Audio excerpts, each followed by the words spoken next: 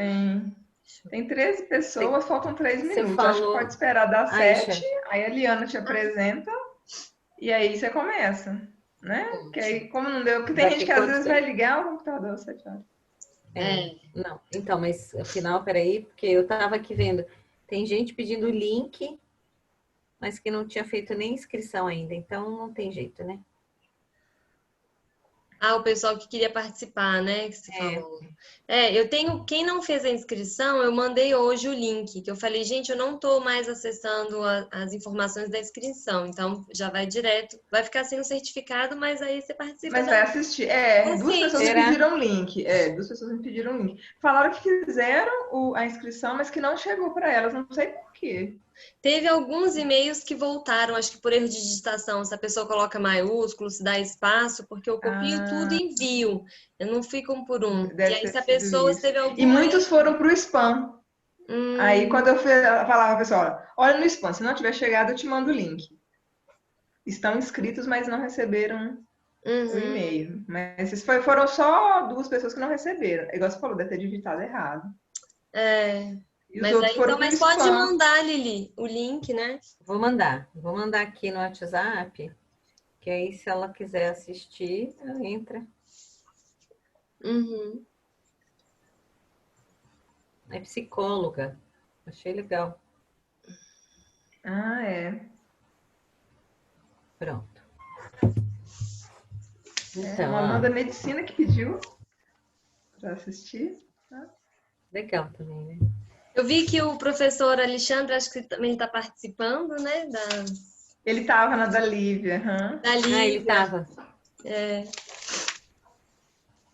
Então, A Lívia dá aula, ela dá aula em qual curso?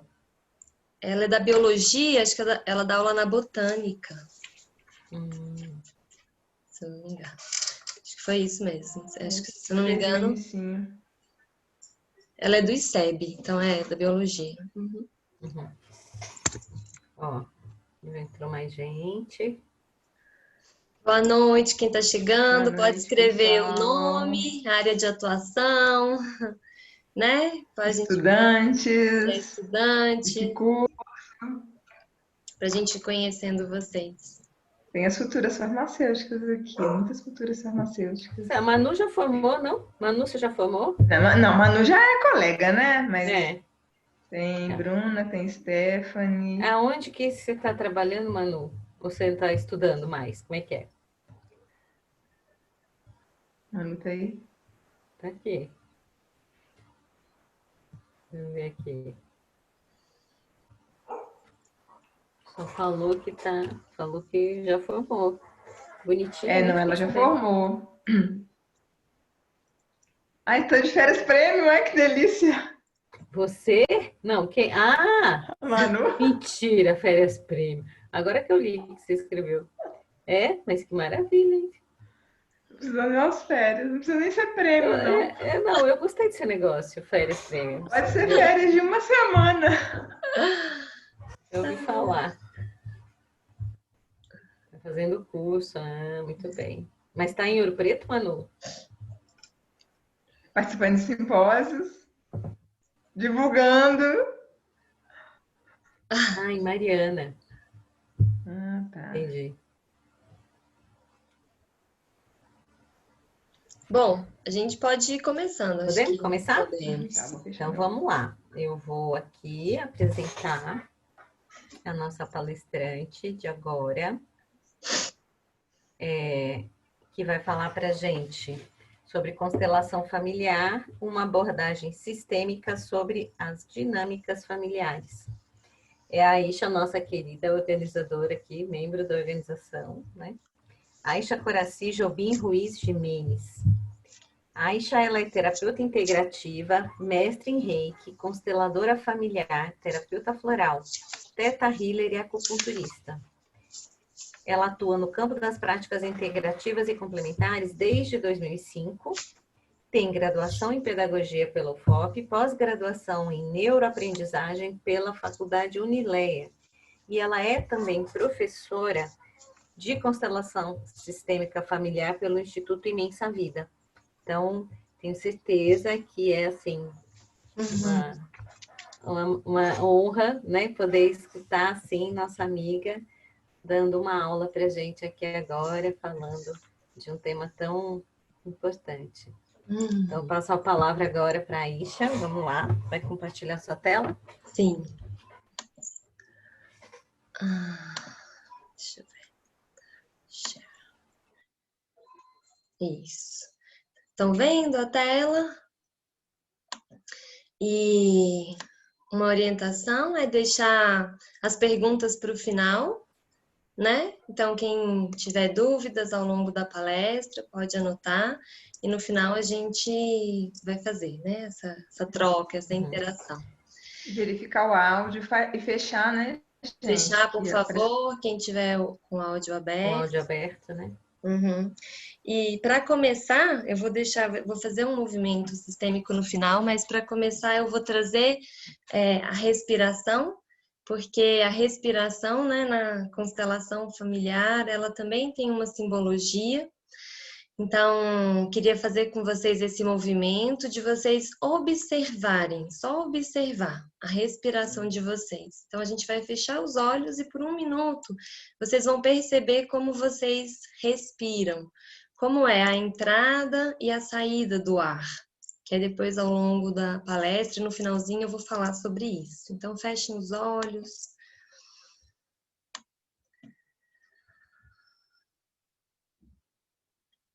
Percebam se o movimento da inspiração e da expiração é o mesmo.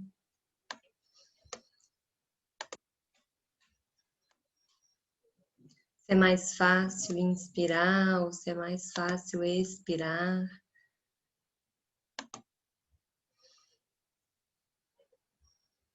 E só observa, não precisa mudar nada.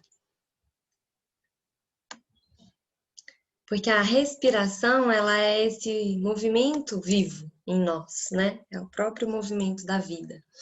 Então, a gente na constelação, de alguma maneira, a gente observa, né, a partir do fenômeno, esse movimento da vida que acontece em todos nós. Então, a gente vai falar hoje, né, sobre a constelação familiar, como essa abordagem sistêmica sobre as dinâmicas familiares.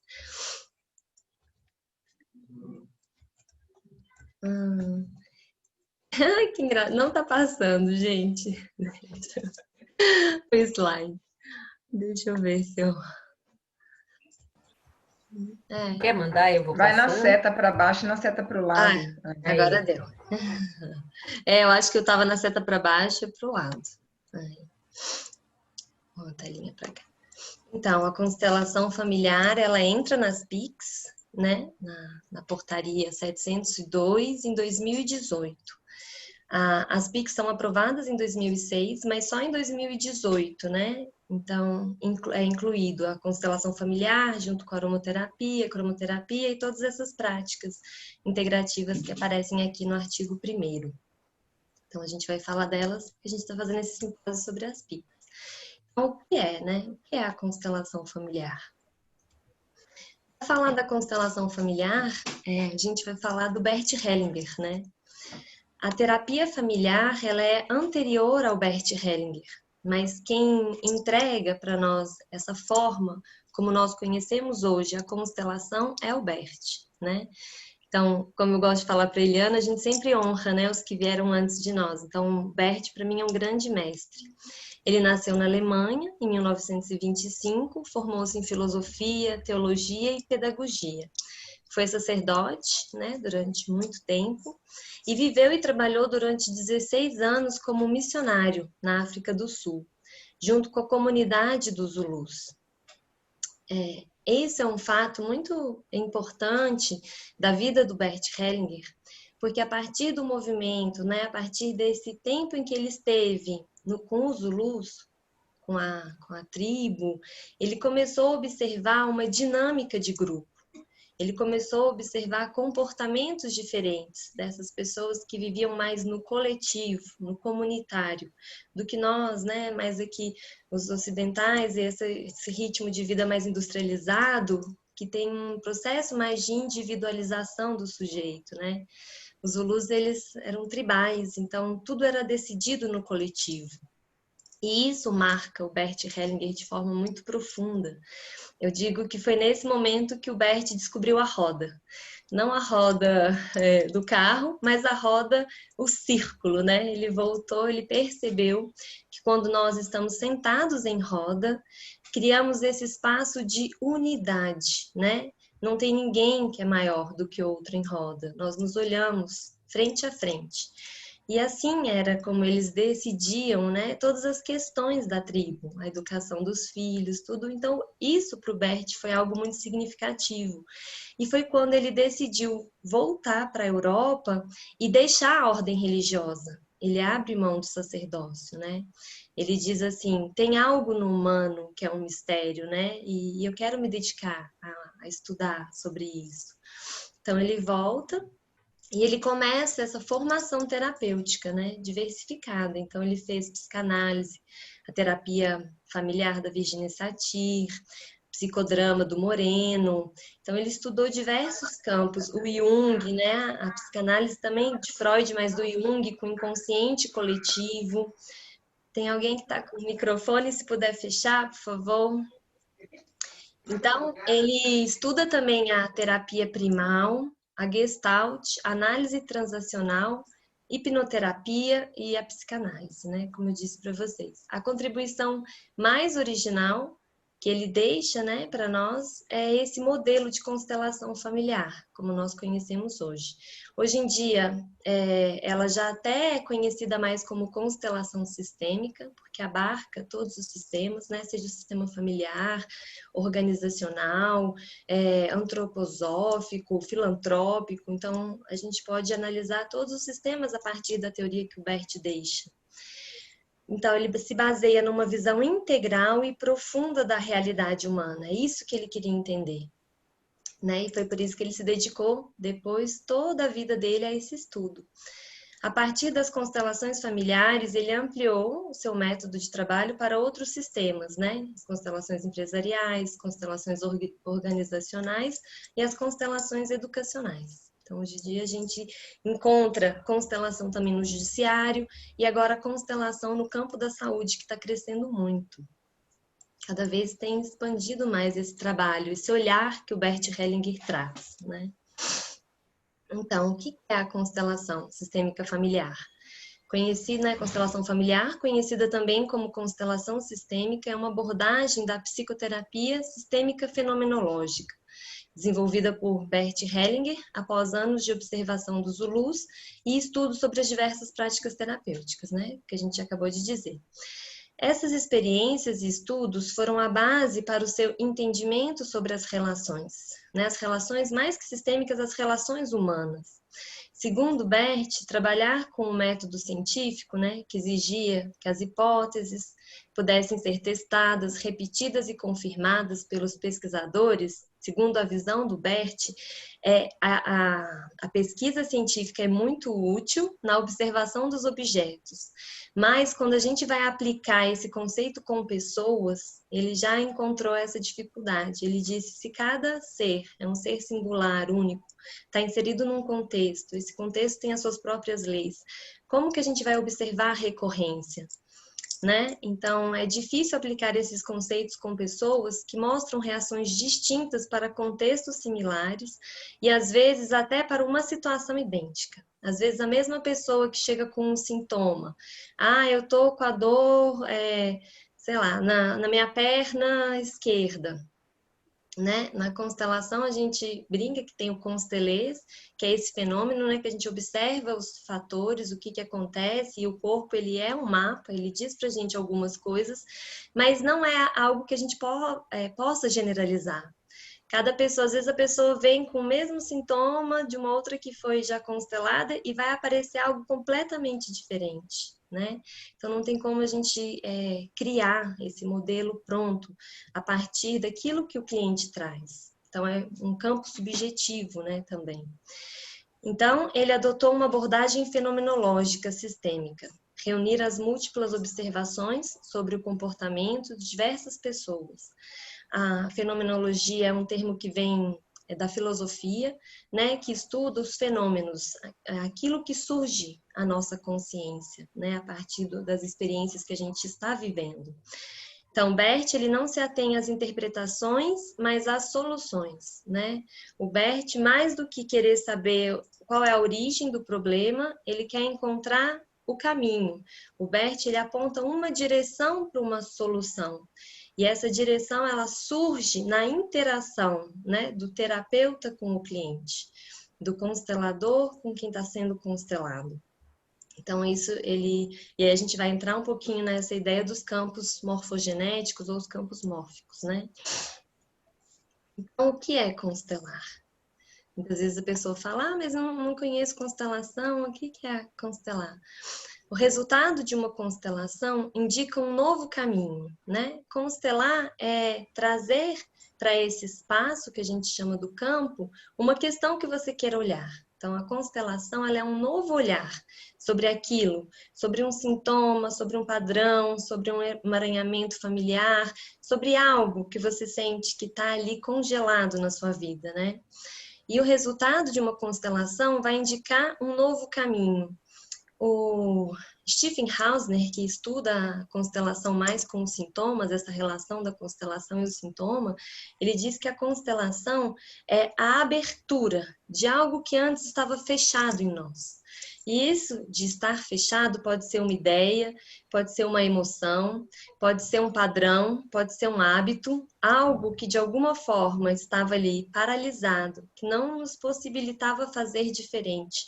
A constelação, ela abre, ela é um movimento de expansão, algo que leva adiante, para muito além do pensamento e do desejo, né? Porque é como se a gente fosse abrir a caixinha de Pandora, que é o nosso inconsciente, e a partir desse espaço, que é o campo, a gente vai observar qual que é a direção que esse movimento da vida, né, nos convida a trilhar a partir da constelação. É uma postura que não é orientada por um objetivo, de forma curiosa ou fazedora. A constelação já foi assim, né? Antes de Bert Hellinger, assim, teve um processo em que a constelação ela era um diagnóstico da família, era colocar a família em ordem. Então a ordem, né? Os antepassados, os pais, os filhos, era colocar a família em ordem, e o Bert Hellinger, ele expande esse olhar. Ele diz que é um movimento que é único, né, que acontece. E a intenção dele não é simplesmente colocar a família em ordem, não é pegar algo que já está pronto e falar, então toda a família vai ter que se comportar dessa maneira. Não, ele fala assim, são dinâmicas familiares, né? Cada um de nós está imerso nesse grande sistema que é a nossa família, mas tem algo profundo também, que é um movimento que nos leva para além do padrão que está pré-estabelecido, né? Então, é uma absoluta confiança e entrega, observando o campo que se apresenta e qual o próximo passo que se faz necessário, né? Por isso que o Bert denominou como essa abordagem fenomenológica. Da mesma forma, como não há duas pessoas iguais, não há duas constelações iguais. Seja relacionada a uma empresa, a um relacionamento, a vida profissional ou privada, doenças, escolha vocacional ou qualquer outra questão, né? Cada constelação é única, porque cada ser humano é único, traz uma história, traz uma bagagem, traz uma força interna, né? Aqui estamos diante de uma transição para um ou mais campos sábios, o que ele chamava desse campo sábio, né? Ele denominava a grande alma, como se nós estivéssemos imersos nesse grande campo, né? Que é a humanidade, movedor e poderoso. Então, Bert Hellinger, Paula, você pode fechar o microfone, por favor? O Bert Hellinger, para ele, né, e por isso que a gente fez esse movimento da inspiração e da expiração, que é um próprio movimento da vida. Por quê? Porque a vida é movimento, né? O Bert Hellinger diz, existe um movimento de vida e um movimento de morte. O movimento de vida é um movimento que nos leva sempre a fazer um pouco mais. É esse movimento que nos traz um pouco a expansão. E o movimento de morte, aqui não morte, a gente pensando no, né, morte como a gente conhece a palavra, mas o movimento de morte como um ciclo que se fecha, o movimento de morte é quando a gente vai cada vez fazendo menos, né? Então, aquele movimento ele se finda. Então, nesse movimento que é a vida, né, o Bert observou 3 leis naturais, as quais ele chamou as ordens do amor. Então, essas 3 leis, né, que estão aqui representadas por esse diagrama, o pertencimento, a ordem e o equilíbrio. O centro seria, né, esse pontinho no centro seria a vida, esse movimento, que para que a vida flua, para que o amor flua na família, a gente tem que respeitar essas 3 leis naturais. A lei do pertencimento, né, a primeira lei das ordens do amor. Todo mundo que pertence, da maneira que for, tem o mesmo direito de pertencer. O Bert Hellinger diz que a lei do pertencimento é uma lei inviolável. Todos nós que nascemos no nosso sistema familiar, todos nós. Não importa se a gente nasceu torto, quadrado, se nasceu diferente, se nasceu igual, nós pertencemos onde nós nascemos. Então, essa é uma lei inviolável. Então, cada membro de uma família pertence a ela com o mesmo direito. Todos nós temos o mesmo direito de pertencer. Toda família tem o seu vínculo interno, né? Toda família, por mais estranha, ou hoje em dia usam a palavra disfuncional, por mais disfuncional que ela seja, existe uma dinâmica, existe um vínculo que une essas pessoas, né? Esse padrão, essa ideia de normalidade, ela foi construída, né? Não existe uma família normal. Existem famílias diversas com dinâmicas diversas. Se alguém é excluído, o sistema ficará marcado e haverá um descendente que, por amor ao sistema, irá impor a si mesmo um destino similar ao ancestral que foi excluído. Essa foi a observação do Bert Hellinger, né? Ele observou que quando havia alguém na família que tinha sido excluído ou que se excluía, por amor ao sistema, uma geração futura ia assumir os mesmos comportamentos, como uma forma de incluir esse antepassado, né? Como se ele estivesse, como se esse neto, esse bisneto, esse sobrinho, estivesse a serviço da própria vida. Então, por isso que é uma lei natural, né? E o Bert diz. E o não pertencer traz várias consequências, né, na nossa vida. Se alguém, e aí existem também esses tipos de vínculo, né? O Bert diz assim, existe o vínculo sanguíneo. Então, a família onde nós nascemos, os irmãos de sangue, o pai e a mãe, existe o vínculo que também começa a pertencer uma pessoa que não é da nossa família, mas que fez algo muito bom pela família, né? Uma pessoa que às vezes deixou uma herança, uma pessoa que, às vezes, em alguma situação de risco, deu a vida por outra pessoa, essa pessoa passa a pertencer ao sistema. Assim como também todos os destinos trágicos, né? Um assassinato, o assassino passa a pertencer a esse sistema. Então, aqui começa, não vou entrar nesses detalhes, senão ficaria muito complexo, mas a lei do pertencimento, ela não envolve só a nossa família de sangue. O Bert observou que essa grande lei, ela vai abarcar todo mundo que de alguma maneira criou um vínculo com a nossa família. A lei da ordem ou da hierarquia. Vou tirar minha tela, tá bem em cima aqui. Então, a lei da ordem, né? A ordem, ela pressupõe a hierarquia. A lei da ordem, né? O Bert diz, quem vem antes tem precedência. Então, dentro de um sistema, a hierarquia, ela é comandada pela precedência no tempo. Isso significa que aqueles que vieram antes têm autoridade sobre quem veio depois. Não é autoritarismo, né? Não é que aquela pessoa vai mandar na outra, mas ela tem uma certa autoridade. Os avós têm autoridade sobre os netos, assim como os pais têm autoridade sobre os filhos. Assim como, de certa maneira, o primeiro filho, o filho mais velho, também vai ter uma autoridade para com os demais irmãos. Então, aqui é essa lei da ordem, né? O Bert diz que a natureza, ela se manifesta a partir de uma ordem, né? A natureza, ela não é tão caótica. A natureza, ela tem esse campo, né? Também vem mostrar o campo mórfico, esse movimento da própria vida, né? Da própria natureza, que existe uma ordem, nasce a semente, ela brota para depois ela se transformar numa árvore. Aquele código Fibonacci, né? Hoje em dia é comprovado assim, essa similaridade, assim, como que as coisas têm até uma matemática, né? A matemática está na natureza. Então, respeitar essa ordem, respeitar essa hierarquia, é permitir que o livre fluxo do amor flua. Essa lei mostra que cada membro de um grupo familiar tem o seu lugar e um papel a desempenhar, né? Então, dizem assim, para o primeiro filho, às vezes a mochilinha é mais pesada. Por quê? Porque o primeiro filho, ele está abrindo um novo sistema, né?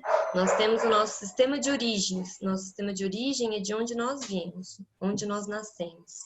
Quando nós nos casamos, né, e vamos constituir uma família, nós criamos um novo sistema, né? Nós criamos um novo sistema. Então, a criança que nasce, ela o Tarso até brinca assim, que o primeiro filho, ele é quase a aspirina do sistema. Ele vem abrir, ele traz uma carga maior. E é até compreensível, né? E a gente observa isso, quem é mãe. O primeiro filho, a gente está aprendendo a ser mãe e pai, né? A gente não sabe. Então, é aquele medo, aquela preocupação, o que vai acontecer com a criança. Quando nasce o segundo, a mãe e o pai já estão vacinados, eles já sabem o que é ser pais. Então, se para o segundo é mais tranquilo, a própria vivência na família. Então, o Bert diz, o primeiro filho tem precedência. E aqui não é uma questão de... a precedência é respeitar, né, essa ordem por onde a gente veio, né, pela vida. Qualquer inversão de papéis provoca um desequilíbrio no sistema. Então, se o filho, que está no lugar de filho, né, o pai tem a precedência sobre ele, os avós têm a precedência, né, os ancestrais têm precedência sobre nós. O Bert diz, a vida vem de muito longe, né, e os que nos deram a vida são maiores do que nós.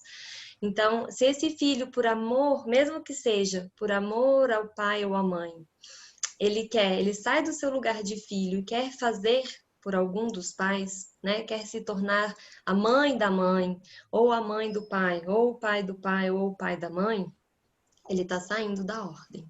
Ele está invertendo. Então, ele sai do lugar de filho e ele começa, que simbolicamente, né, a representar um lugar que não é dele. Mas a criança, a gente compreende isso nas constelações, que a criança faz isso por amor aos pais. Porque ela muitas vezes sente, né, ou percebeu, porque a criança é um ser sensível, que aquele pai ou aquela mãe, segundo a visão da criança, é fraco, né, um dos dois. Então, a criança quer fazer por eles. E no querer fazer, ela sai do seu lugar de filho, porque a gente vai entrar na última lei, que é a lei do dar e tomar, né? Então, quando a gente sai do nosso lugar, o amor deixa de fluir naturalmente. Então, um filho que saiu do seu lugar de ser filho dos pais, né? E por esse amor arrogante, o Bert até traz essa palavra, é um amor que é cego, mas de alguma maneira é arrogante porque a criança, no pensamento mágico dela, ela acha que pode salvar os pais. Então, ela abre mão de si mesma para poder atender uma necessidade daquele sistema, né? E quando a gente faz isso, essa criança ela vai deixar de receber a força que ela precisa para caminhar na vida. Aí a gente chega na terceira lei, que é a lei do equilíbrio entre o dar e o tomar. É a terceira lei, essa lei é onde existe uma exceção, porque toda lei na natureza tem exceção, né? Existe uma busca de reciprocidade e compensação nas relações humanas, né? Toda relação, de alguma maneira, ela é mediada por uma troca simbólica, né? O Akitin diz, né? Eu só me reconheço eu porque eu tenho o olhar do outro, né? O outro que me valida, o outro que diz quem eu sou. Então, desde quando nós nascemos, nós, como seres mamíferos, né? Nós precisamos do outro. Se um bebê é abandonado, ele morre. Então, essa relação, essa interação com o outro é fundamental, né, para o nosso crescimento e desenvolvimento, onde o dar e o tomar devem ser praticados em equivalência entre os envolvidos. Então, aqui o Bert diz que toda relação humana, né, todo relacionamento, ele é pautado por essa ordem, entre o dar e o tomar. Aquilo que eu faço, de alguma maneira, retorna para mim, de forma consciente ou inconsciente. mas tudo que eu faço de alguma maneira volta. E nessa relação é importante que a gente também se observe, né? Se nessa relação com o outro eu estou sempre num papel de querer dar, fazer, e não dou espaço para que o outro faça, né? E aqui é na relação de casal, nas amizades, na própria empresa, né? O trabalho. Então a gente faz, se alguém começa a fazer demais, vai gerar nessa balança, que é o dar e o tomar, um desequilíbrio. E quando alguém que faz demais impõe para quem não está fazendo, né, uma força, assim, um lugar como se o outro fosse menor. Então, quem faz mais começa a assumir uma postura perante a vida de como se eu fosse melhor do que você, né? Eu sou mais capaz. E aqui é simbólico, muitas vezes inconsciente, tá, gente? Não é tão consciente assim, mas foi muito o que o Bert observou. Muitas vezes a gente vê nas constelações assim, uma pessoa que vem constelar, eu quero constelar o meu relacionamento. E aí a pessoa diz, eu fiz tudo por ele. Nossa, eu paguei a dívida dele, eu dei um jeito, coloquei ele para morar na minha casa. A pessoa fez tudo. E aí depois ela chega para você e diz, e ele me deixou no final. O Bert explica isso, né? Ele fala que houve um desequilíbrio. Você deu tanto que o outro se sentiu em dívida. Como ele não poderia devolver aquilo que foi dado, a pessoa se retira. Inconscientemente esse movimento acontece e foi observado pelo Bert. Então, num desequilíbrio, uma das partes pode se sentir pressionada a se afastar por não poder retribuir aquilo que foi dado pelo outro, né? Então, muitas vezes a gente está achando que está fazendo por bem. Ai, que bom, né? Eu sou uma pessoa muito boa, tô dando. Na verdade, está gerando um grande desequilíbrio, porque se tudo aquilo que você está dando o outro não consegue te devolver, o que ele vai fazer é, dar o pé e cascar fora. Então, a gente tem que prestar atenção nas nossas relações. E o Bert diz que essas leis a gente pode observar no nosso dia a dia, colocá-las em prática, né? A cada dia. Então, essa lei encontra uma exceção na relação entre os pais e os filhos. Então, toda lei tem uma exceção, e essa lei da vida, essa lei natural da vida, aqui ela traz a sua exceção. Nessa relação entre pais e filhos, os pais dão e os filhos tomam. Por quê? Porque aquilo que os pais dão é a própria vida.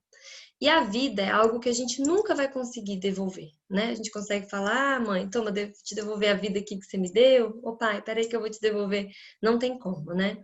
Então o Bert diz, como filhos nós tomamos, porque esse é o movimento. A vida vem de trás para frente, ela é um movimento, né? Então, como a gente retribui aquilo que nos foi dado?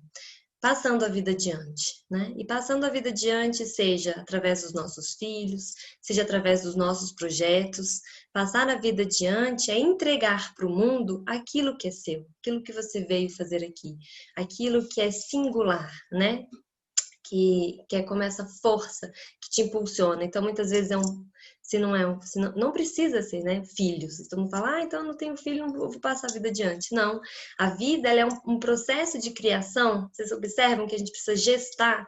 Tudo que a gente vai fazer, de alguma maneira, passa por um processo de gestação interno, né? A gente gesta um projeto, gesta uma ideia para que ela possa se materializar. Isso também é fazer com que a vida siga adiante, é esse próprio movimento.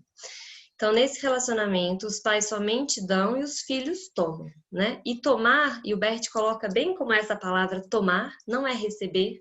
Ele fala que o receber é passivo, o tomar é a gente se apropriar daquilo que os nossos pais puderam nos dar. Então, assim, tomar é conscientemente você falar. Tem um conto do João Garriga que eu gosto muito, que ele diz onde estão as moedas, né? Que é esse ponto simbólico, assim, de que muitas vezes as moedas que nos chegam pelos nossos pais podem ser de prata, podem ser de ouro, pode ser de cobre, pode ser de chocolate. Não importa o material das suas moedas. Se você não se apropriar dessas moedas, se você não tomar o que te foi dado, você não vai ter o recurso necessário para poder construir aquilo que você precisa. Então, caso os filhos não tomem o que lhes corresponde, não terão força para realizar os seus projetos de vida. né? Então, o Bert tem uma frase que eu gosto muito, ele diz isso, assim, somente quando estamos em paz, né, com a nossa origem, com a nossa história, com os nossos pais, é que temos força para seguir adiante. Então, a gente entra aqui um pouquinho nessa ideia, né, do sistema familiar. Cada um de nós pertence a uma família, ela é a nossa origem na vida. E cada família apresenta a sua história, que é única e específica, né? Cada família tem a sua história. E por isso a gente nunca pode julgar. Porque muitas vezes a gente julga a partir da visão ou da perspectiva que eu tenho, a partir da minha história, que não é a história do outro, né? Estamos a ela vinculados, pois é nesse sistema familiar que construímos a nossa personalidade. Recebemos educação, saiu errado a digitação, valores, crenças e condutas morais, que são transmitidos ao longo das gerações, né? Então, quando a gente nasce num sistema, além de receber toda a nossa informação genética, a gente vai receber também as nossas crenças, valores, a educação, e tudo isso marca, né? Marca o nosso comportamento. Então, o Bert Hellinger diz aqui que a nossa família, além das 3 ordens do amor, a gente também recebe a boa consciência. A boa consciência ele coloca aqui entre aspas, porque a boa consciência é como se a gente entendesse, né? Que essa é a forma de viver correta na vida. É a forma que meus pais me ensinaram, é a forma que a minha família se comporta, é a forma como, né, o meu sistema interage com o mundo. É isso que nós tomamos como verdade. E aí a boa consciência é transmitir aquilo que nos foi transmitido. O que acontece é que quando a gente começa a ir um pouquinho diferente, querer fazer um pouquinho diferente, a gente vai começar a pisar na má consciência, né? E o Bert traz sempre entre aspas, porque a má consciência muitas vezes é um movimento que é necessário, que a gente percebe que tem algo na família que não está tão de acordo com aquilo que a gente quer, né? Ou com a nossa intenção pessoal. Só que é muito difícil vencer esses vínculos invisíveis, né? Que nos conectam uns aos outros. Então, a gente começa a sentir culpa por fazer diferente. E aqui que o Bert diz da má consciência. Porque, de verdade, para esse grande campo, né? Que ele chama da grande alma, ou esse campo da humanidade, não existe o certo e o errado. O certo e o errado é sempre pautado a partir da perspectiva de onde eu estou olhando, né? Então, ao longo das gerações. Aqui tem uma frase do Tarso foi um professor de constelação. Passou. O que os nossos ancestrais... gente, tá doido o computador. O que os nossos ancestrais fizeram se reflete em nós. Nossos filhos, netos e bisnetos são nossos espelhos emocionais. O que fizermos aqui se refletirá neles, né? Então, cada vez mais a constelação tem trazido para todos nós essa autorresponsabilidade por aquilo que fazemos, né? Hoje em dia a epigenética já começa a se debruçar sobre isso. Ainda não existem estudos, né, da constelação e a epigenética, mas a constelação ela aponta uma direção que é justamente quando alguém muda o padrão da família, ela vai mudar a informação que vai ser transmitida geneticamente, né? Então, às vezes vinha aquele padrão de repetição, né? E foi muito comum, porque ao longo da história, por exemplo, as mulheres sempre foram muito oprimidas, né? Então, um padrão de submissão que vem sendo passado de geração para geração. Até que chega uma geração que uma mulher, né, daquele sistema decide romper, decide fazer diferente. Então, essa mulher, ela aciona uma nova informação nesse código genético dela. E as futuras gerações já vão vir com essa liberdade, né, de poder fazer diferente. Aqui a gente vai entrar um pouquinho nessa ideia, né, do campo morfogenético. O Rupert Sheldrake, é um biólogo, essa carinha boa aqui dele, propõe a ideia dos campos morfogenéticos, os quais ajudam a compreender, né, como os organismos adotam as suas formas e comportamentos característicos. Por que a gente eu trago aqui essa informação do campo, né? Porque quando a gente está numa constelação, e a gente chama o campo, esse espaço que possibilitado, né, ou proporcionado pela roda, pelo círculo, porque os grupos de constelação, eles começaram no coletivo, né? Então, as pessoas se encontravam, faziam essa grande roda, e dentro desse espaço era possibilitado esse campo, que é o campo morfogenético. Por quê? Porque no campo, as pessoas que estão nessa reunião, elas vão representar os familiares de quem está sendo constelado. E aí, muitas vezes, as pessoas perguntam, então constelação tem a ver com espiritismo, porque ali a pessoa está se conectando com o espírito de quem já morreu? Não, gente, não tem nada a ver. Constelação não tem nenhuma conexão com nenhum dogma, nenhuma religião. O Bert, ele foi, né, sacerdote ao longo da vida, mas ele abre mão do sacerdócio para justamente poder entender a psique humana, né? E ele traz muito a palavra alma, mas alma no sentido da ânima, né? Aquilo que nos dá vida, aquilo que nos anima. E o campo, então, ele é esse espaço de informação, onde nós podemos nos conectar ao sistema familiar daquela pessoa que está sendo constelada, para trazer para ela alguma informação que é propriamente o fenômeno, né? Aquilo que vai acontecer naquele momento. Então, adotam suas formas e comportamentos característicos. Morfo vem da palavra grega morph, que significa forma, e genética vem de gênese, que significa origem. Os campos morfogenéticos são campos de forma, campos padrões, estruturados de ordem, né? O Rupert até fala, não é energia, gente. Campo de forma é campo de informação. Assim como existe o som, né, os raios eletromagnéticos, é um campo de informação que a gente consegue se conectar.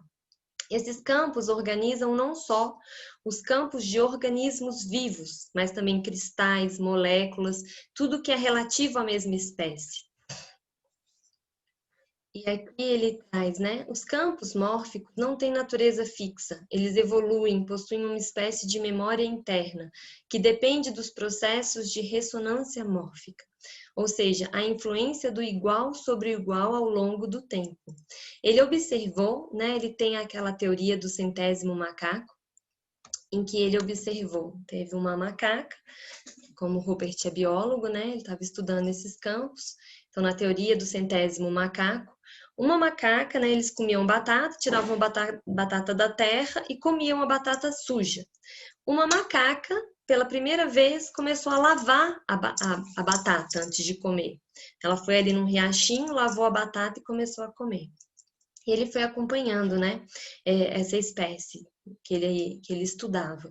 E ele percebeu que no 100º macaco, a partir do 100º macaco, a mesma espécie desse macaco em um outro continente começou a lavar as batatas antes de comer. Então, é essa informação que o Rupert traz, né?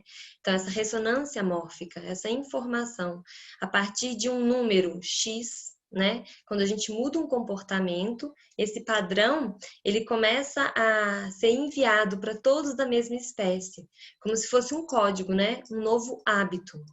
Então, ele escreve assim, a ressonância mórfica tende a reforçar qualquer padrão repetitivo, seja ele bom ou mal, exato, um padrão, né, que não é tão positivo que a gente faz, depois de um tempo ele vai virando um hábito, vai virando um comportamento, e é mais difícil de mudar, né?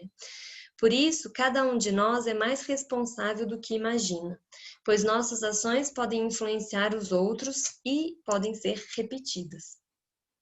Nossa, gente, eu tô vendo que já passei do tempo e ninguém me fala nada. Eu vou correr aqui um pouquinho. São campos que levam informações, não energia, e são utilizáveis através do espaço e do tempo, sem perda alguma de intensidade depois de terem sido criados. Depois do 100º macaco, é como se essa informação ela cristalizasse. Ela cria uma conexão que é forte, ela já vira um hábito, né? Um comportamento. E isso, de alguma forma, gera um padrão para aquele sistema. Então, a ressonância mórfica, né? O Rupert, ele explica que o DNA, ele codifica a sequência dos aminoácidos, né? Que vão formar a proteína. Mas são os campos mórficos que vão dar a forma e a organização das células nos tecidos, nos órgãos e no organismo como um todo. Campos estes que são herdados quimicamente, mas são determinados diretamente pela ressonância mórfica de organismos anteriores da mesma espécie. Então, muitas vezes a gente fica assim, como que um descendente está repetindo um padrão? Então, o campo mórfico vem explicar essa repetição, como essa informação ela é passada. Ela está no campo, em algum momento alguém se conecta com essa informação e vai reproduzir os mesmos comportamentos. Já está acabando, tá, pessoal? Agora a gente vai entrar nas áreas de atuação. Então, onde atua, né? Todo mundo pode constelar? Todo mundo pode constelar. Pessoa que quiser constelar, pode constelar, não tem nenhuma restrição. Mas a constelação não é milagre, né, gente? Não é uma varinha mágica que vai lá e que vai, plim, resolver a nossa vida. Ela exige, ela mostra, aponta um caminho. E depois disso, a própria pessoa, né, tem que se movimentar. Então, onde a gente pode? Quais as áreas que a gente pode aplicar? Em relacionamentos que apresentam sempre os mesmos padrões, aqueles relacionamentos hoje em dia é bem comum, né? Chamar os relacionamentos abusivos, então relacionamentos abusivos que a gente não entende, porque a gente fica atraindo determinado padrão de pessoa. Então a constelação pode ajudar sobre isso. Quem deseja ter um relacionamento saudável com os pais, com o outro, com o parceiro, com a parceira. Quem deseja se libertar dos emaranhados familiares. Às vezes a gente nasce numa família que tem um destino muito difícil, tem histórias muito trágicas, né? Então a família ela tem uma atmosfera que é mais densa. Então como a gente pode, com amor, olhar para isso e deixar, né, com eles o que é deles? Para os que estão diante de grandes decisões na vida, né? Não sei se eu caso ou compro uma bicicleta. A constelação ela direciona um pouco, assim. Quem quer se conhecer, superar os seus conflitos internos e externos, implicações emocionais e sintomas físicos, pessoas que buscam, né, então, para as relações profissionais, a pessoa não está feliz com a sua profissão, então, às vezes, o campo mostra, aponta um caminho, um possível caminho, né? Não é não vai dar a solução pronta, mas ele vai dizer para você, talvez aqui seja mais propício, porque algo em você, né? Tem um potencial aí que ficou abafado, e às vezes você foi repetindo um padrão da família, que não era aquilo que você queria fazer, e agora você se sente insatisfeita ou insatisfeito. Então, você pode olhar para um outro caminho, né? Sem culpa, que a gente vai começar a liberar esses padrões. Pessoas que buscam para tomar o seu lugar na vida e para resoluções de conflitos, né? O judiciário tem usado muito a constelação. Aqui, só para fechar, né? Os livros que o Bert Hellinger publicou, mais de 108 livros, sendo traduzidos para 38 línguas. Seu último livro foi a autobiografia, que ele lançou em 2018, e ele faleceu ano passado, né, em 2019, 19 de setembro de 2019, aos 93 anos, e nos deixou um incrível legado. Eu agradeço, portanto. Para finalizar, essa frase ela é forte, assim, mas eu acho que traz aqui uma ideia, essa informação, né? Os sofrimentos familiares são como elos de uma corrente que se repetem de geração em geração, até que um descendente tome consciência, porque é só a partir da consciência que a gente consegue mudar, né? E transforma aquela maldição, que a gente pode colocar entre aspas, em bênção. Tem uma historinha que que eu acho bem bacana, né? Que o Bert contava. Uma família carregava o piano, aí passava para outra geração carregava o piano, a outra geração carregava o piano. Chegou uma pessoa que sentou e tocou o piano. Ele falou, não vou mais carregar esse piano, eu vou tocar. Então ele transforma o peso, aquela carga, né, da família que estava carregando o piano, em arte, né? Ele transcende, ele vai fazer algo bom com aquilo que foi dado. Então, agradecer a presença de todos vocês hoje, agradecer as minhas parceiras desse simpósio, a Kelly, a Lili, né, a Proex, ao laboratório, que eu não lembro o nome. Então, muito obrigada, gente. Eu acabei passando aqui do laboratório de sinalização celular. Sinalização celular. Ô, gente, nossa, tem que agradecer, né, várias vezes. Sim. Olha, eu adorei. Vamos ver aqui se tem pergunta. Vamos lá. Eu tenho uma pergunta. Sim? Vamos. Vou fechar o compartilhamento. Tá. Isso, aí a gente abre. Nas mensagens não tem, então vamos lá. Isa, sua pergunta. Eu tenho uma dúvida, eu sempre tive. Você falou que a constelação ela aponta o caminho, né? Mas eu sempre tive uma dúvida se o próprio constelar ele faz uma modificação, e aí você disse que não é energética, né? Você falou do campo morfogenético. Se o próprio constelar pode fazer uma modificação nesse campo ou não? Ela simplesmente é para realmente dar uma direção. O próprio movimento que acontece na constelação, ela já abre, que é esse espaço, né? De algo que estava congelado, dessa informação, algo que te impedia de olhar diferente para aquilo que, né, que estava ali diante Mas de mesmo você. que eu não perceba, Mesmo essa é a que minha dúvida. não, aí Mesmo o que a pessoa que está constelando não entenda, isso teve uma implicação no campo?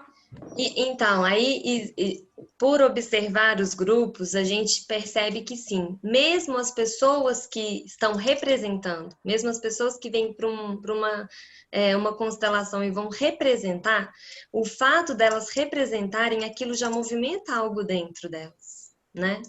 Então a gente diz que o campo ele cria essas possibilidades.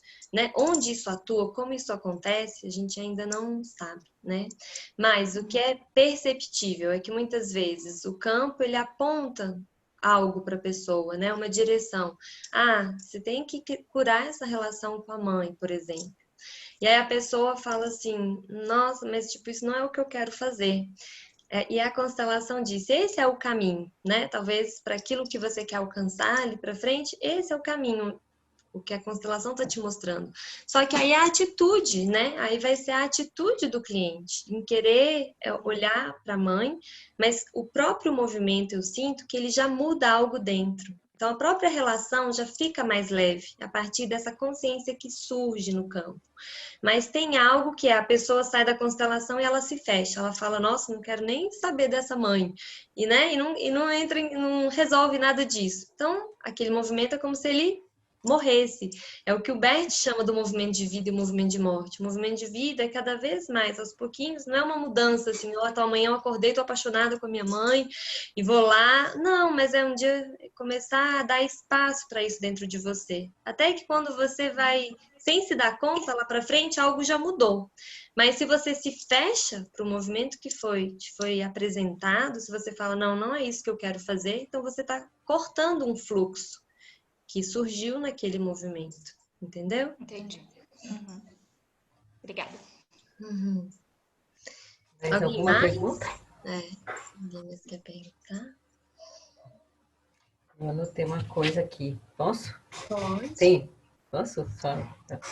Então, eu queria entender um pouco assim, não tem nada, quando você faz a constelação, tudo fica nesse campo, assim, do imaterial materializado ali pela própria Constituição, mas não tem nada que, não usa nada, não indica floral, como é que funciona isso? Indica alguma coisa?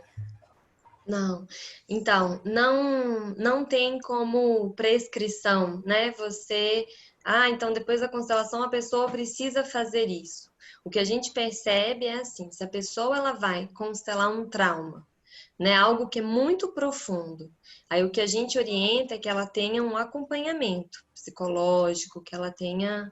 Por quê? Porque muitas vezes só o movimento da constelação não vai sanar, né? Ou não vai curar todas essas cicatrizes profundas que estão ali. Ela vai precisar, isso vai ter um desdobramento e a pessoa vai precisar procurar, né?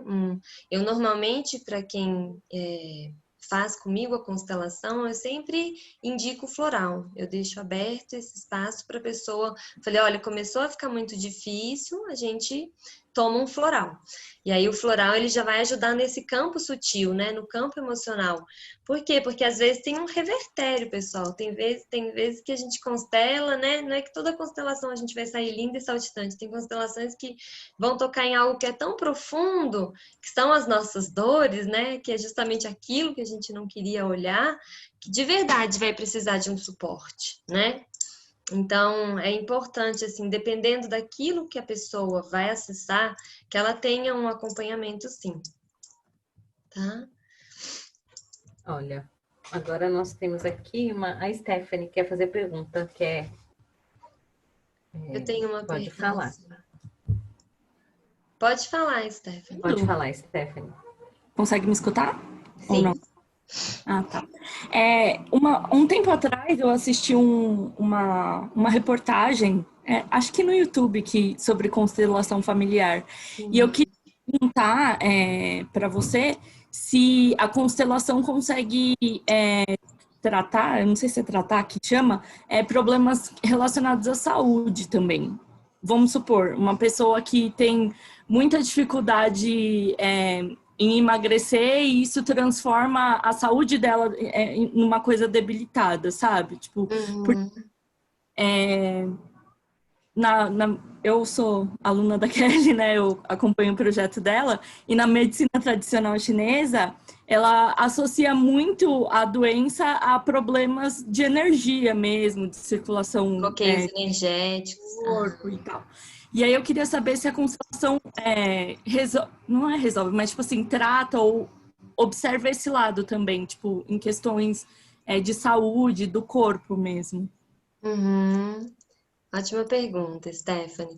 Então, a constelação, hoje em dia, ela se debruça sobre tudo, gente. Qualquer coisa que você queira olhar. Só que tem uma questão muito delicada, assim, porque agora tem o boom, né, da constelação. A pessoa tem a ponta da orelha doendo, eu quero constelar para saber o que é que tem a ponta da minha orelha.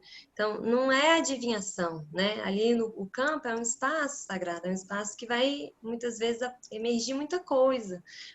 Esse é o campo da fenomenologia, né? Então, e o Bert até diz assim, são poucos movimentos de constelação que de verdade a gente precisa fazer na vida, né? Por quê? Porque o movimento de constelação vai te levar para algo muito profundo dentro de você. Mas hoje em dia tem gente que eu vejo, assim, e como está muito na moda, assim, as pessoas constelando qualquer coisa. Claro, né, se você quiser pagar o valor, a pessoa que você vai estar constelando, ela não vai falar para você não constelar. Mas eu digo assim, que tem que ter esse cuidado com o que a gente quer lidar, né? E a constelação, assim como existe a leitura corporal, não sei se você conhece, a leitura corporal, ela é essa leitura, né, psíquica, a partir da psíquica emocional, para as questões do nosso corpo. A constelação, a gente entende, existem padrões que foram observados, né, ao longo de tantos anos de estudo do Bert, que ele norteou. Então, ele falou assim, normalmente, a pessoa que tem problema com nutrição, né, mas aqui a gente não pode generalizar. Essa que é a questão, né, que fica muito difícil quando a gente quer pegar todo mundo e falar, então tudo vai ser isso. Mas normalmente, geralmente, a questão com a nutrição tem a ver com a mãe, né? Qualquer relação, assim, de excesso de peso, problema com alimentação, intolerância, tem a ver com a mãe, com a nossa mãe. Mas é isso que eu tô falando, não é para sair daqui com essa ideia, então agora... Não, ele observou o Bert Hellinger ao longo de tantos anos de estudo, ele falou, tem um padrão, tem algo aqui que aponta. Por quê, gente? Porque quem nos nutre, tanto dentro da barriga, como depois que a gente nasce, através do peito, é a mãe. Então, o Bert, ele foi criando alguns códigos, assim, algumas relações que para ele eram muito óbvias, né? Mas a gente não pode colocar todo mundo dentro desse pacote. Falar, então todo mundo que é assim por isso. Não, mas tem talvez uma tendência, pode ser, tá? No campo da constelação a gente sempre vai dizer pode ser. Então, hoje em dia tem, se você quiser pesquisar na internet, o Stephen Hausner, ele estuda constelação e sintoma. O trabalho dele é todo a constelação nessa área da saúde, né? Do corpo, as manifestações. Então, quem tem dermatite, quem tem não sei o quê, eu estudo a vida dele, ele dedicou a isso. Entendi, obrigada. Dá tempo para mais uma aqui. Tem uma pergunta da Rô. Tem uma pergunta, contribuição. Fala, Rô, fica à vontade.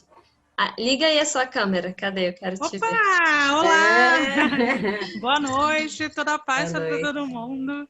Então, eu gostaria que você falasse um pouquinho, meu bem, sobre o limite dessa atuação terapêutica, né? Claro que no caso da constelação familiar, o foco, digamos assim, está voltado para os relacionamentos, né? A pergunta anterior focou na patologia, na disfunção.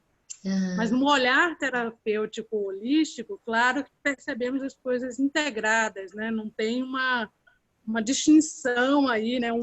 Universos distintos entre o emocional e o que se manifesta no físico, como você comentou antes. Mas eu gostaria que você contribuísse aí conosco de onde que está esse limite da atuação do terapeuta na constelação familiar. Se perpassaria por ser um princípio a vontade da pessoa ser terapeutizada, ou seja, ela querer ser constelada, ou, por exemplo, no caso do Regis, aqui no Brasil, que desenvolveu um projeto bem interessante com dependentes químicos, né? Mas que você trouxesse esse através da foco aí pra bioenergética, né? O Regis, ele lida muito com a bioenergética. Isso. Sim. Tá E ótimo. a questão da terapia interligada, né, com multiprofissionais, né? As terapias integrativas vinculadas a um olhar sistêmico mesmo sobre o indivíduo. Gratidão, gente. Parabéns pelo evento. Toda a paz. Obrigada, Rô. Bom, para responder a primeira pergunta, depois se eu esquecer, você me fala da segunda de novo, mas qual que é o limite, né? A gente diz assim, primeiro, e o Bert traz muito isso, né? O livre-arbítrio. Nós não podemos constelar por outra pessoa. Ah, eu quero constelar o meu marido. Ah, porque meu marido é assim, é assado. Eu quero constelar o meu marido porque ele está me dando muito trabalho. E aí, porque existe uma ética, né, dos consteladores, existe uma ética, pelo menos onde eu me formei, não sei, porque hoje em dia tem muita gente se formando em workshops de finais de semana, também a gente tem que ter muito cuidado, assim, é sempre bom quando você for procurar um constelador, ver se ele tem experiência, ver onde ele se formou, porque hoje em dia tem gente se formando de final de semana, um constelador não se forma num final de semana, né, a minha formação ela foi de 1 ano e meio, eu me formei em 2016.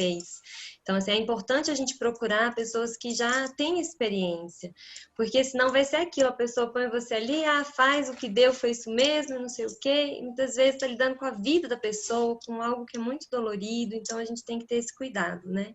Então, primeiro, a pessoa tem que querer constelar.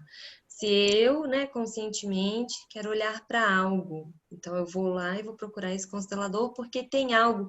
E o Stephen Hausner, que lida com sintomas, ele diz, gente, a constelação, ela atua quando a gente chegou em um momento, né, ao longo da nossa trajetória terapêutica, seja com a análise, seja com autoconhecimento, seja com o que for, em que a gente se esbarrou em algo que a gente não consegue sair do lugar.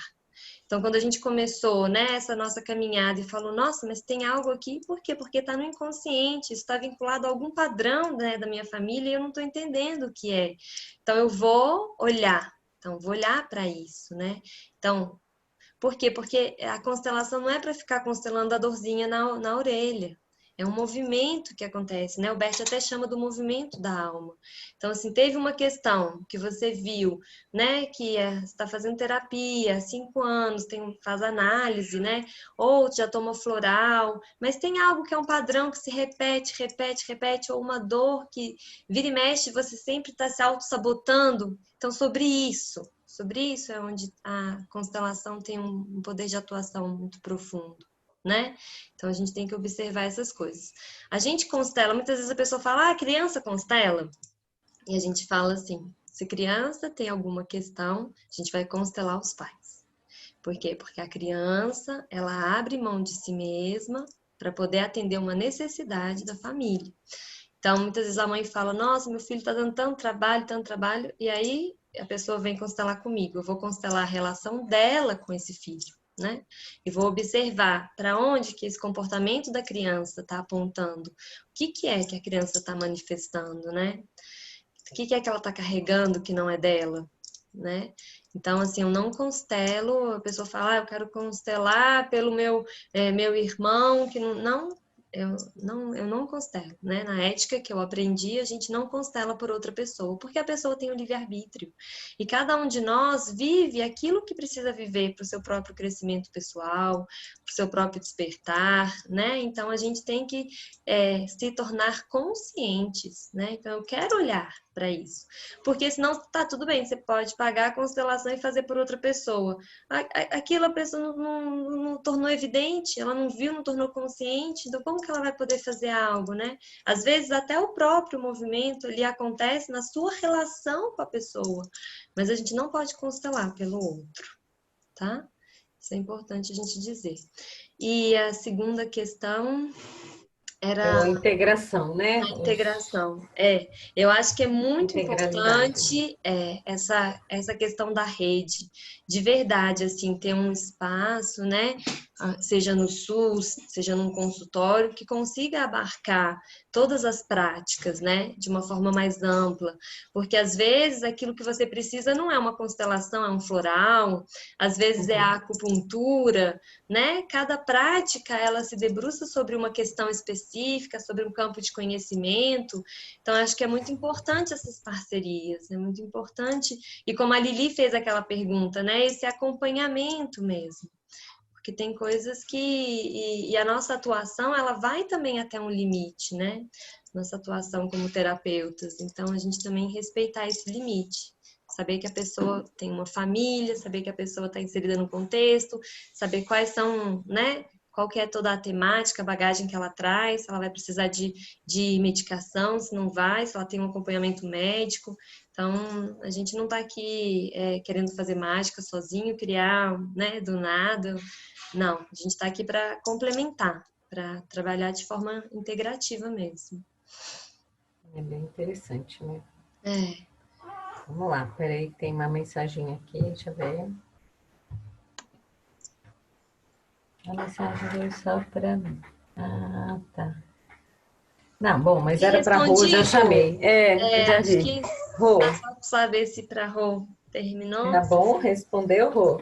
Sim, super gratidão por trazer esse olhar para quem está chegando aí também, da importância da colaboração, do olhar multiprofissional mesmo, assim, né? Porque senão a gente vai com a mesma questão do choque da alopatia, né? Que você vai encontrar uma mágica, vai tomar uma pílula que resolva todos os problemas. Exato. Esse profissional vai resolver, então, aqui. E não é. A Aisha trouxe muito bem a questão da consciência, né? Então, quando desperta para a consciência. Então, esse indivíduo, ele pertence ao seu processo de cura. Exato. Super gratidão. Sigamos. Olha, eu queria até fazer um comentário aqui, assim, que tem hora, depois a gente não sabe se volta. Bom, voltar no tempo, né? Vamos lá. Mas eu vejo essa questão como grande importância também, trabalhar em grupo, né? Eu já cheguei a acompanhar situações, por exemplo, uma família inteira, que todas as mulheres tinham um histórico de mioma, chegava nos 30, depois dos 30, e para tirar o útero, né? E aí começa, aí uma foi fazer tratamento, aí as herdeiras, né? Uma foi fazer tratamento homeopático, ficou desde jovem fazendo tratamento homeopático e foi crescendo. As outras não. Então, as mais jovens também, depois dos 30 e poucos, tiraram o útero, todo mundo. E a que foi fazer homeopatia, eu tenho que fazer essa apologia aqui, mas aí fez a homeopatia, e aí quando chegou lá para os 40, ela fez o ultrassom e apareceu um mioma assim, minúsculo. Né? E aí veio desesperada. Ai, porque não sei o quê, porque eu fiz tudo, porque eu sempre cuidei, porque eu tava, porque eu não tinha, porque já tô com 40, né? Aí eu falei assim, não, mas vai na acupuntura, vai conversar com o acupunturista, porque ali você pode ter uma resposta que vai te ajudar. E aí ela fez a acupuntura, acho que 1 ano e pouco, 2. E, na verdade, com 6 meses ela fez outro ultrassom, já não tinha mais nada. Então, aí se a gente tem essa escuta, né? Então, essa história de trabalhar junto, eu até arrepiei aqui, ó. Mas é muito bacana, né? Porque você tem... Fala, não, mas então, aqui você está precisando disso, né? Então, assim, homeopatia, é floral, né? É um conjunto. Então, é um diálogo mesmo, né? Entre as práticas, né? Não, e esse autocuidado, ele é para o resto da nossa vida, né? Eu falo, gente, eu sou terapeuta, mas eu tomo floral, faço acupuntura com a Kelly, vou lá na Lili, peço todas as vitaminas que eu preciso, faço meditação. A gente não para, né? A gente vai cada vez se conhecendo e a gente vai se afinando com aquilo que tem mais a ver, né? Com a minha forma de ser, com o que eu sinto que me faz bem. Então, não é porque agora eu sou consteladora, então, nossa, não tem mais problema nenhum. Não, isso não existe, né, gente? Isso não existe. Nós somos seres humanos, estamos em constante crescimento, assim, e a gente se depara com os desafios da vida, com todas as demandas, né, com essa correria que é esse mundo que a gente vive. Então, a gente tem que se cuidar, né? E a saúde começa nesse autocuidado. Primeiro em conhecer como você funciona, como seu corpo funciona, né? Depois perceber aquilo que faz sentido para você, aquilo, né? Seu corpo se familiariza. Não gosto de correr, mas às vezes você gosta de fazer um tai chi, né? Não gosto de dançar, mas às vezes você faz um lian kun. Observa como que seu corpo é seu maior mestre, né? A gente já nasce com a saúde plena, depois é que a gente vai entupindo os nossos canais e vai perdendo essa conexão, né? Com a nossa essência, com a nossa vitalidade. Eu queria completar um pouquinho aí a questão do terapeuta Roseli, né? A Rô, falou muito bem.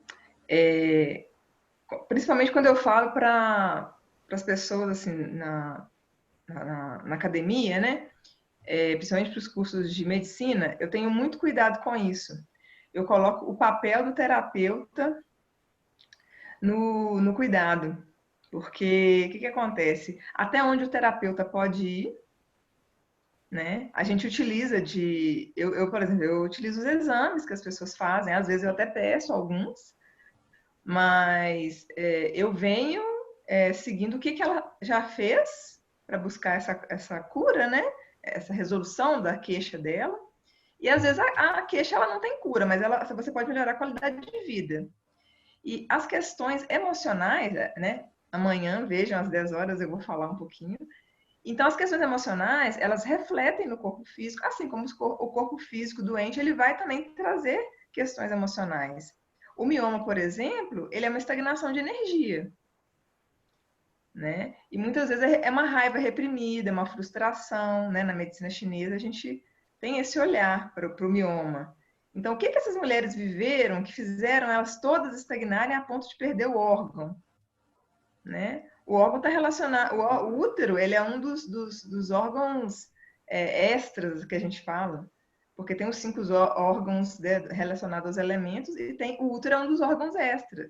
Então, assim, é uma coisa de a pessoa trabalhar isso, igual a que fez o tratamento com homeopatia. Ela se percebeu antes, o mioma veio menor e provavelmente às vezes conseguiu retirar o mioma sem retirar o órgão, né? E a gente trabalha numa linha de prevenção e prevenção de agravos.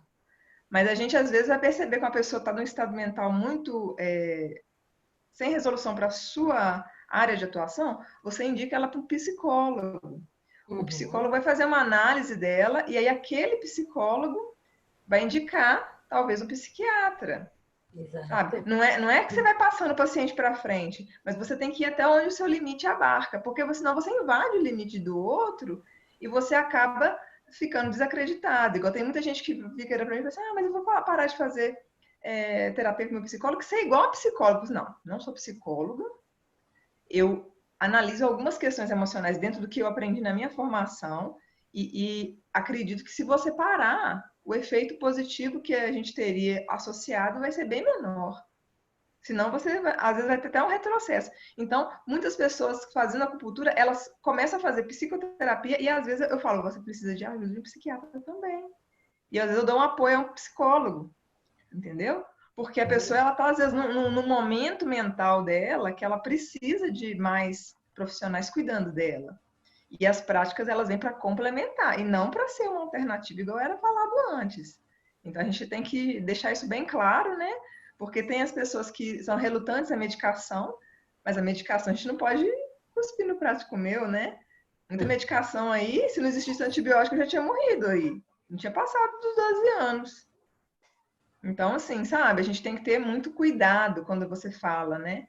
E todas as práticas, tem essas práticas em grupo que eu acho que são muito propícias. Nesse momento de pandemia, as pessoas fazendo online, eu sei que é legal, mas essa interação de grupo, ela faz muita falta, ela faz muita diferença, principalmente para pessoas solitárias, né? Então, cada prática, ela tem ali, né, o seu ponto forte, e aí a pessoa ela tem que buscar que melhor se adequa a ela. E muito agradecida pela palestra. Não, muito bacana, tá vendo? Ó, gerou altas discussões, né? Mais alguma pergunta? Nós já estamos na lista, como que é? Não, acho que já, por hoje, já, podemos encerrar? Já fechou, passou de 1 hora.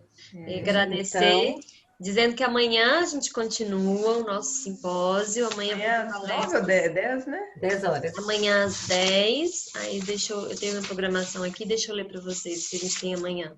Às 10 horas, a palestra com a Kelly, as emoções sob o olhar da medicina tradicional chinesa. Não percam, tá linda essa apresentação dela. Meio-dia a gente faz um intervalo para o almoço. Às 3 horas a gente retorna com a palestra O Reiki, a arte que convida à felicidade, com a Eliane Sandi. Às 17 horas, a palestra Vida, Dança e Movimento, com a Isabela Fernandes Guimarães. E para fechar, às 19, a palestra Espiritualidade na Saúde, com o professor Alexandre Barra. Bacana. Então tá. Então, boa noite, né? Obrigada. Bom descanso e até amanhã. Até amanhã. Agradeço a todos, viu?